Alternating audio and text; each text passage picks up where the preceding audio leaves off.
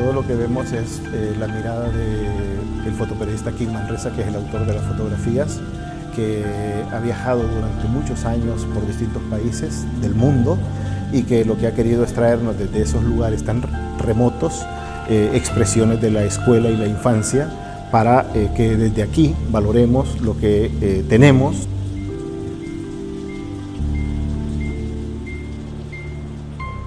Sant Vicenç dels Horts és una població que de fa molt de temps, de fet al llarg de bona part de la seva història, ha tingut una llarga tradició en temes de solidaritat.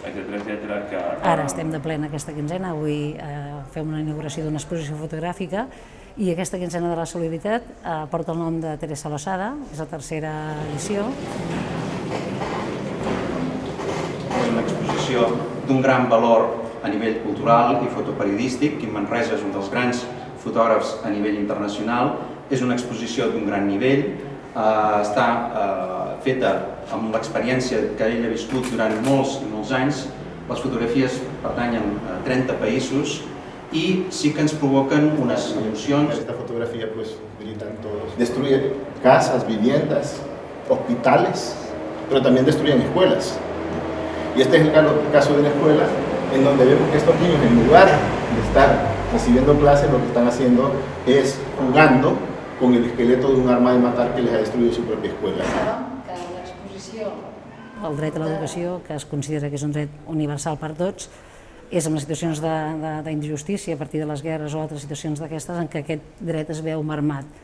I es veu marmat justament en la franja de població més dèbil, com són els infants. I aquesta exposició també va lligada a una activitat que es fa des del Pla d'Acció Educativa de la Regidoria d'Educació, amb la qual s'ha implicat a les escoles i les escoles podran fer una activitat vinculada a aquesta exposició i podran treballar també a les aules. Yo lo que hago primero es explicársela a los maestros y maestras de las distintas escuelas de Sant Vicenç dels Horts, ¿no? Para que ellos a su vez sirvan de correa de transmisión de este mensaje y que sean ellos los que hagan pues, de comisarios, ¿no? Y de comisarias de esta exposición. Alguns alumnes del PQPI d'aquí de Sant Vicenç dels Horts em comentaven que han baixat a veure aquesta exposició i que han sortit força frapats. Està bé que hi hagi aquesta experiència, està bé que hi hagi aquesta possibilitat de conèixer altres realitats, està bé que la nostra gent, que els nostres joves, que els nostres nens, que els nostres mestres ho puguin conèixer i que sigui un element més a l'hora de definir aquesta realitat educativa de la qual nosaltres ens sembla que ens en sentim orgullosos i em sembla que ens en sentim legítimament orgullosos. Aquestes altres que es feien aquí, que se trobaven, diguem-ne. Muchas gracias.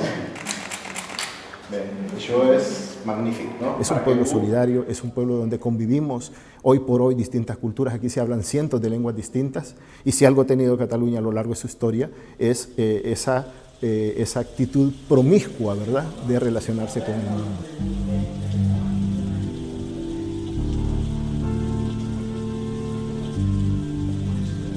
Que l'exposició surti i que també entri a les escoles d'aquí, per veure com són les escoles d'altres mons. La solidaridad en la escuela, por supuesto, pero también la importancia de construir una escuela que nos enseñe a dudar.